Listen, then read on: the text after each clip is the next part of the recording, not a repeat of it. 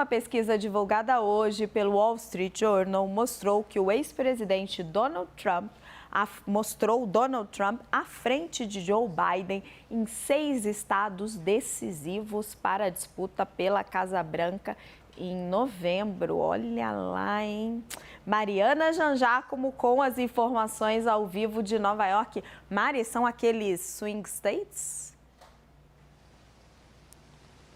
Oi, Raquel, esses mesmos swing states, né? Então os estados pêndulo, onde não há um predomínio claro de democratas nem de republicanos, então são esses os estados que acabam definindo as eleições na prática, porque nos outros, na verdade, a gente já sabe quem vai ter a maioria dos votos e claro, né, que nos Estados Unidos existe esse sistema de colégio eleitoral, então acaba ganhando quem consegue mais delegados ali de acordo com os estados onde consegue a maioria dos votos, não é igual no Brasil, que simplesmente quem tem a maioria ganha as eleições. Então essa pesquisa do Wall Street Journal mostrou Trump à frente de Biden com uma vantagem pequena, de 2 a 8 pontos percentuais, mas ainda assim uma vantagem que pode fazer a diferença. Isso nesses 6 estados pêndulo. Então, a pesquisa considerou Arizona, Carolina do Norte, Geórgia, Nevada, Pensilvânia, também considerou o Michigan.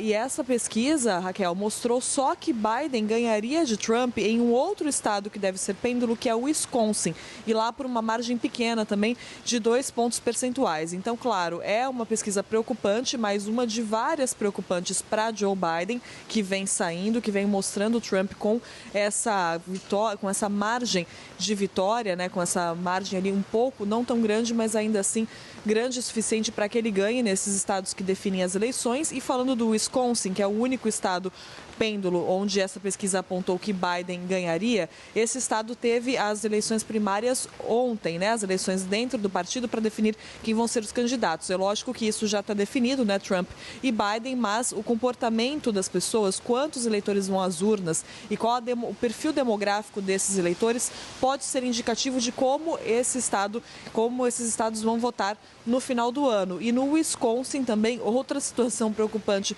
para Joe Biden, que é 8% dos eleitores, dos que foram às urnas, votaram pelo voto não comprometido mais uma vez, ou seja, aquele voto dizendo eu prefiro qualquer um menos Joe Biden. Isso eleitores do próprio Partido Democrata. Isso foi um voto de protesto para a forma como Joe Biden está lidando com a crise de Israel, com a guerra de Israel. Um voto de protesto, assim como aconteceu no Michigan, onde um estado com uma grande população árabe, onde mais de 100 mil pessoas resolveram demonstrar esse descontentamento com Joe Biden. Isso preocupa porque, claro, como eu disse, pode ser um indicativo do que vai acontecer em novembro. Se outros estados também, se o eleitorado continuar descontente com Biden, especialmente nesses estados pêndulo, ele pode acabar perdendo a eleição. Enquanto isso, Donald Trump faz eventos de campanha também nesses estados decisivos, fez um evento de campanha no Michigan com uma fala que repercutiu muito aqui nos Estados Unidos e repercutiu muito mal. Por quê? Porque Donald Trump comparou imigrantes ilegais a animais, usando o caso de uma mulher que foi morta por um imigrante vindo da Venezuela. E Trump usa esse caso para dizer que os imigrantes, né, claro, os Estados Unidos passam por uma crise migratória, estão aumentando a criminalidade nos Estados Unidos. Mas realmente foi uma frase que pegou muito mal aqui. Raquel, vamos ouvir então um trecho do que ele disse.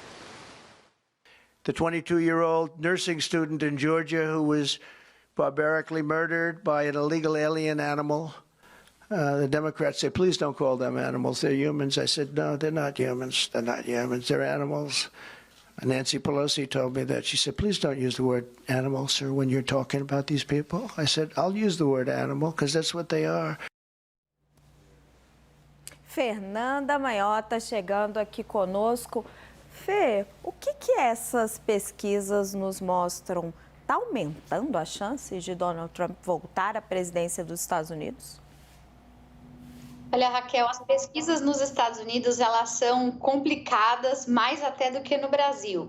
Primeiro porque quando a gente olha para diferentes fontes, né, de pesquisa e, obviamente, cada qual com a sua metodologia, a gente encontra resultados super diferentes. Então, é claro que agora a gente está aqui repercutindo essa mais recente do Wall Street Journal, mas se a gente olhar para agregadores de pesquisa, que costumam fazer média entre várias diferentes instituições, a gente encontra distorções significativas. Então, muitas vezes, onde aparece uma vantagem muito óbvia para um candidato, logo depois isso é revertido numa nova apuração de uma outra entidade. Então, eu diria que sim, claro, uma instituição importante, que merece atenção e que dá algumas sinalizações que a gente precisa manter presente. Então, não estou desprezando a pesquisa aqui realizada pelo Wall Street Journal, mas eu estou relativizando o fato de que ela ainda é muito incipiente e ela não é decisiva no sentido de, há muitos meses da eleição, dizer o que vai acontecer.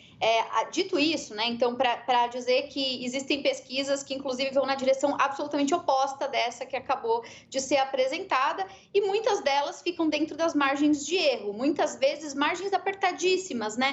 Eu ouvi a Mari falar, olha, pode ser que no Wisconsin a vitória seja por 2%, 1%, e isso para nós soa já como algo muito pequeno, né, muito irrisório, mas vejam só, no próprio Wisconsin, nós tivemos em 2020, na última eleição, a vitória do Biden.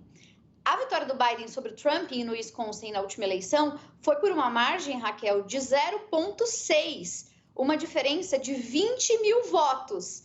20 mil votos que não é nada, né? Aliás, não é nenhum bairro aqui de São Paulo, é praticamente uma reunião, né? De pessoas em torno de um tema comum, é muito pouco. Em 2016, por sua vez, o mesmo estado que em 2020 votou no Biden com a margem pequena, votou Trump, elegeu o Trump em 2016 com a margem de 0,7.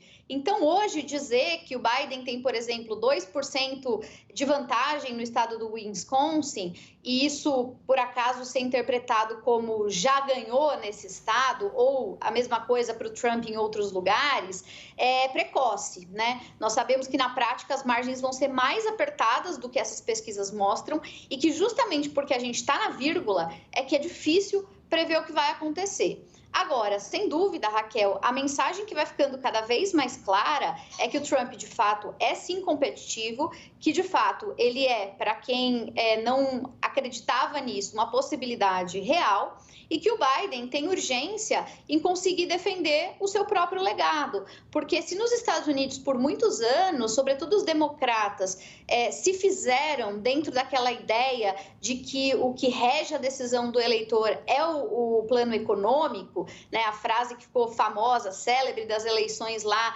nos anos 90, do Clinton com o Bush pai, né, it's the economy stupid, né, é a economia estúpido, o eleitor toma decisão baseado no bolso e tal, isso está sendo relativizado na eleição de 2024, porque apesar de haver sim um estresse econômico nos Estados Unidos, dívida pública, juros altos, aumento do endividamento, inflação ainda demorando a chegar na ponta para o consumidor, enfim, de maneira geral, o país tem crescido, o preço da gasolina foi controlado, o desemprego está ok, bolsa de valores vai bem. O que a gente tem é um problema grave relacionado à imigração, medo do crime, uso de drogas como fentanil, sem contar uma guerra cultural que passa pelos costumes e por uma agenda conservadora à direita que não pode ser negligenciada, precisa ser discutida.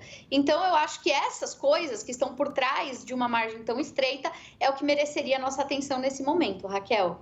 Muito obrigada pela análise. Fernanda Maiota sempre ponderando tudo para a gente. Obrigada, querida.